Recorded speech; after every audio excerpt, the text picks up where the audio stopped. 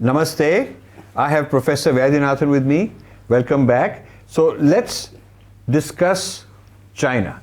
Because, people in India, we compare with the West and we say, okay, we are better than this or that in the West. But the new benchmark should be perhaps China because it's right on our doorstep. It's a major threat to us militarily. Economically, they are the rising thing.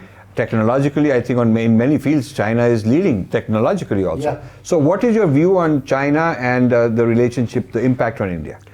Okay. To start with, I may look like a contrarian. China has always been,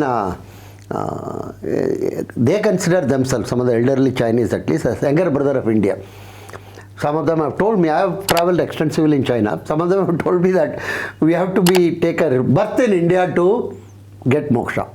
They sincerely believe that. Some very senior people, old citizens and other thing. We have been culturally, we have impacted them significantly. I think you know about that famous But is that something that the Chinese are also very pragmatic? That is more like when they are sitting by the fireplace and impressing some Indians, they can talk like that. We all feel very happy. No, it's not like that actually. I am talking Their about actual actions. Yeah. Actual actions are very pragmatic and very self-centered. See, it is, I won't call it self-centered, it is in their national interest. India should also act in our national interest, which we have never done. Right. So anybody who act in their national interest, we immediately tend to, because we have self-righteous and we go around doing things which will harm us. Yeah. They don't do that. We have culturally influenced them significantly. Long back. Long back. But the new China from Mao onwards is not an Indian product. It is not much of communist China actually. It is only among the bureaucrats or significant it's political mainly leaders. influenced as a capitalist Western model. Correct. So with money, industry, technology, everything from the West have done it. Except 62 conflict war, we never had any major war with China. No, but we have a border dispute which they are refusing to settle. Yeah, that's because we should have tried to influence China. Yeah, but also they're building all these bases in Sure.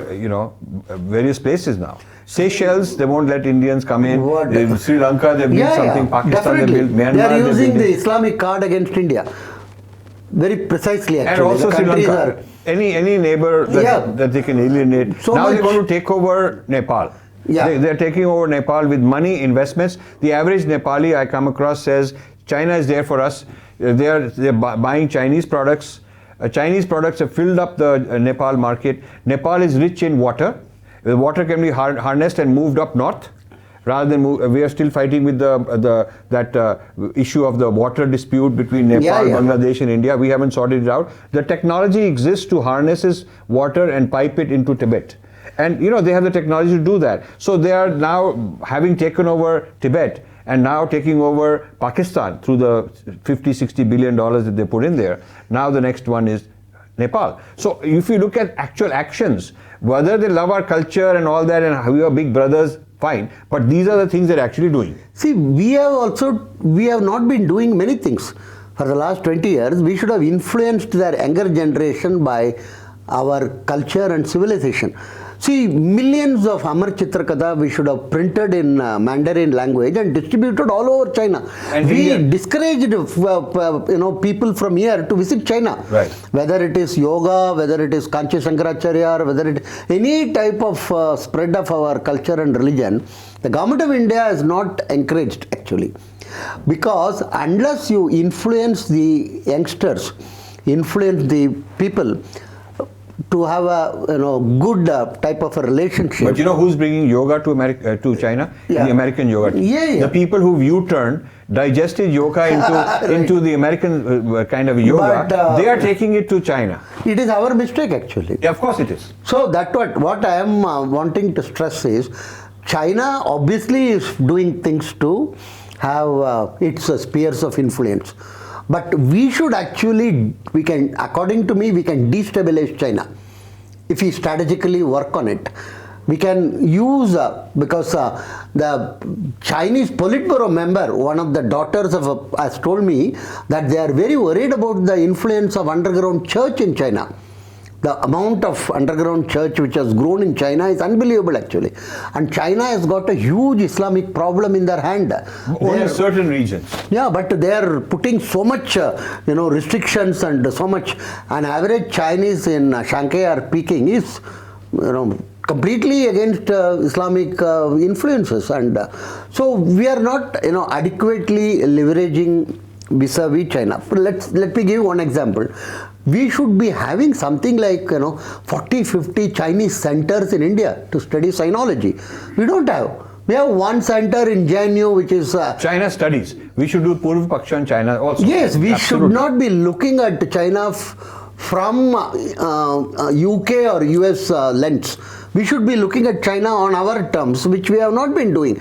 Can you tell me some 50 scholars in India who are well versed about what is happening in China? So these are deficiencies in India's policies which are fine. Enormous. But we need to take stock of China as it is. China, in one technology after another, I mean, they are leading in solar power. Solar energy panels all over the world. 75% of all these solar panels worldwide are made in China. They are leading now, going to lead in electric cars. They are leading in the technology that when the car is driving on the road, it's going to get recharged, and solar panels to bring in energy.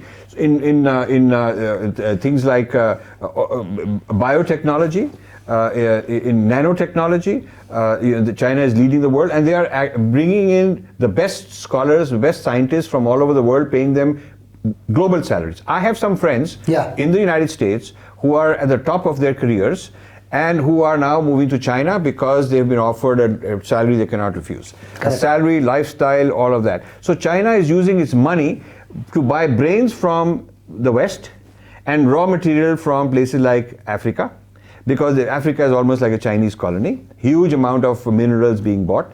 So the third thing is, kind of a tactical alliance with Islam. So they're using money in three ways: brains from America, brains from the Westerners, raw material from Africa, and a tactical alliance for fighting other people with Islam. So Islam they may hate in the long run, and maybe they'll pay the price long term because they are befriending Islam too much. But in the short term, they are making friends with Islam in order to go and hit out others. So it's not that they love Pakistan, but Pakistan is a useful idiot for them. For them, it's a useful idiot. So given this is what's happening, what do we do? We must first of all cultivate China as first we should not appear to be the paw of the European and American forces against China. China perceives us that we will be used by the declining global powers against China. So that impression we have to overcome. But we are also friends with Japan. We should be more friendly with Japan, and Japan actually loves India. Japan has a serious problem with China. Correct. So Japan is also aligning with India because of the China threat. No, I think we should, whatever said and done, you will agree with me. We should go back to encourage our civilizational roots with China. We are, the Buddhist culture, Hindu culture, and these are, have a lot of commonality in the global civilizational war. I think we can easily convince China that Islam is not going to help you. We must do that, and they will sooner or later realize Islam is going to be the major threat for China actually. But China's thinking has been first secure dominance in hard power and then worry about soft power. So the cultural evolution was to put the culture aside and fix the hard power. Then they've realized that to do that they need capitalism, they need money, they need American technology. So all of this, the rise of China is rise in hard power. Finance, business, military, politics, all this is hard power. Once they've secured their domination over other people in terms of hard power, territories, all those kind of things, then they will definitely be a big soft power player. But right now, if we go to them saying, okay, compromise your hard power claims over us, territory, etc., because we will sell you some soft power, they're not interested. They may not be interested, but their major deficiency people are not realizing. They are a tightly knit dictatorship. Yes. One man show. He has appointed himself again for another 5 years. But their system allows that. There is a huge amount of discontentment in different regions and zones of China. You see, we have never ever tried to actively destabilize China. This is what I am again and again telling. Like we are a very wobbly with breaking India forces. We'll talk about separately. But the equivalent of breaking India forces in China is hardly there. No, and that's there is plenty actually. There is a huge amount of discontentment about in the rural sector of China. But they're not. See, they're not weaponized. They are not being publicized adequately because we are again and again looking at China using New York Times, which will never publish, because when Coca-Cola and Pepsi went into China, one of the tacit understanding is you will never publish anything inimical to China by the Western media. So everybody is now on a swing and other thing. I am telling you, when the dam is bursting in China, it's going to be colossal actually. But I've heard this for 25 years. The Indians have been predicting the dam in China will burst, their economy is fake, but actually they're just galloping ahead of us. Economy is three times our size. No, mostly helped by the global companies. The point I want to stress is, India is like a pressure cooker. Off and on it, will come pressure and some violence and some our domestic political. But we have much more stronger foundation in terms of having this replacement of governments one by the other and with all that. But not China. Democracy is not necessarily something that makes a country strong in terms of hard power. It could also be depleting us. We could be the infighting. We are very proud of it. Yeah. But the infighting is also depleting our pran. No, it is not depleting. It is actually, we are a long lamba gode. We are the long marathon winners. That is the strength of democracy. But it slows down. In the Olympics, China and India were both 0, and now China is like number 2, number 3 in the world, and India is nowhere. So that has to do with discipline, athletics, investing in bodybuilding. Rajiv, you will agree with me, at one point of time, East Germany was getting the maximum gold in Olympic. Yeah. But like these things are, but it takes 20 years. It takes 20 years to build an athletic system in the country and then produce results out of it, and they built it as part of nation building. They felt that good sports and athletics is part of nation building. They took all the kids, trained them. If you take 10 kids in India to train them like that, there will be a hue and cry in the television channels. Why the kids are not being taken like that and why they are separated from the family. You see, in a democratic system, achievements come very slowly. Yeah. So the question is whether we have the luxury of time, whether the world will give us the time for this marathon runner to go, okay, little bit I'm catching up, and do we have that time, or are we going to be finished off by the breaking India forces before we reach that time? No, you see, we have run the last 1,500 years we have run this race. But we are never going to be... But we've also been losing. We've also been losing territory. We are losing market share. Correct. We are losing the culture within our own system. We are not in control of ourselves.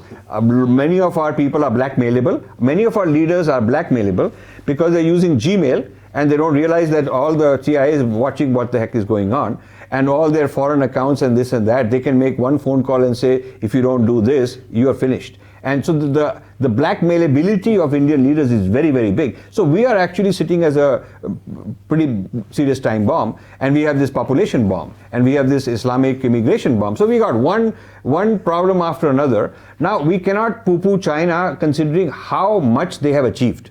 I mean, we really have to admire what China has achieved in the last 30 years. It's unprecedented growth in world history. Yeah, nobody can question that. That's not big. But how many millions of people have been killed in China? Okay, so that's the price to pay. In the 60s. But one theory is that nobody knows even. Statistics is not. And second is all the Chinese statistics, once in 5 to 6 years, they revise it.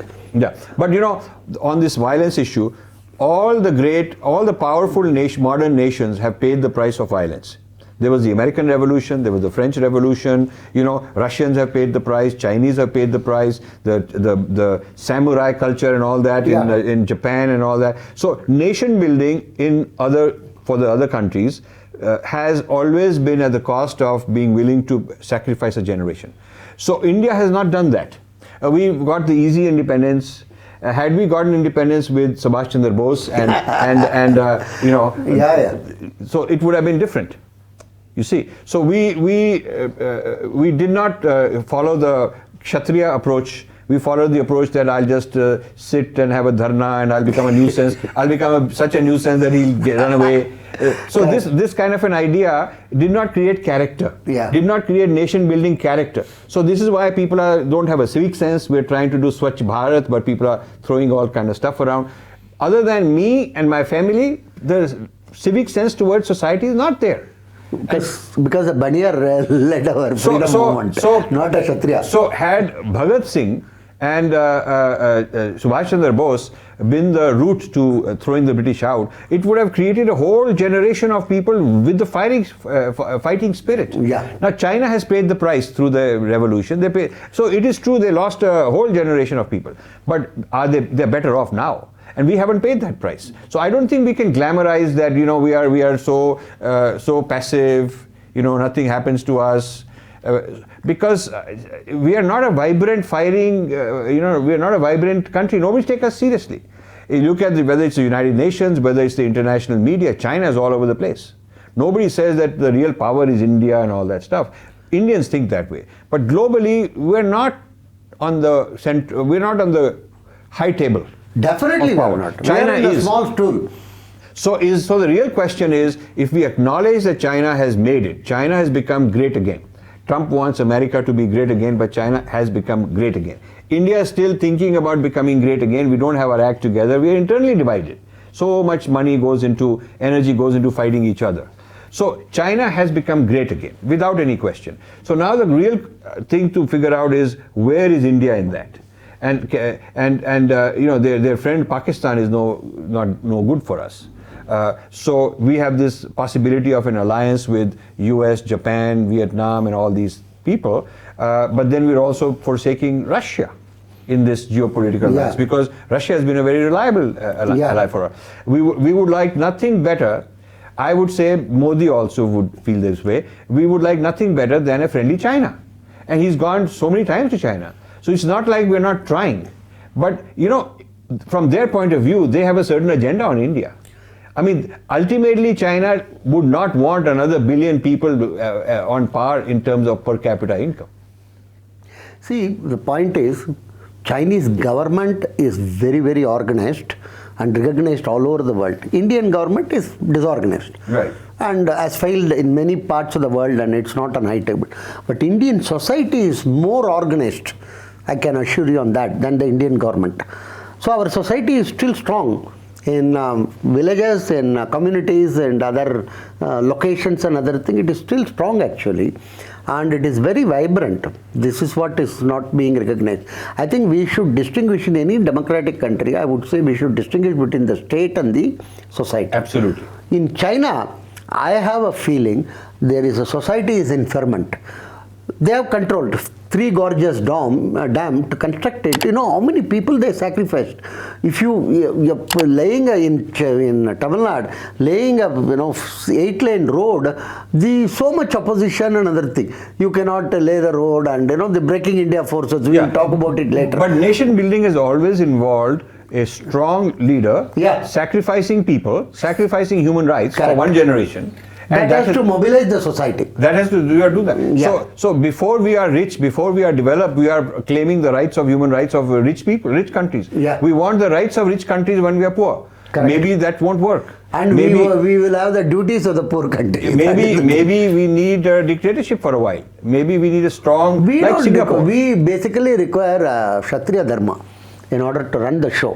What is happening today in India is we will discuss later perhaps, a Vaishyavisation of India is taking place. Everybody wants to become a business fellow. All people from Dalit on one spectrum to other end. Everybody want to have a startup, everybody want to have business. But what we require, and the government should be Kshatriya. So far the government has been Vaishya, doing business and failed everywhere actually, and now trying to sell many of those business. In India we had a Vaishya government, but the public good extent were having Vaishya attitude. Maybe we should have a government which is Kshatriya. So with that, can we agree that whether we agree on the details about China or not, the topic of China should become very important for Indians to discuss? We must have 100 centers in India where Chinese studies are undertaken. Right, and so while we're always discussing, in international sessions, we're discussing the West. The West has done, because of the Correct. colonial past, we're Very doing the correct. West.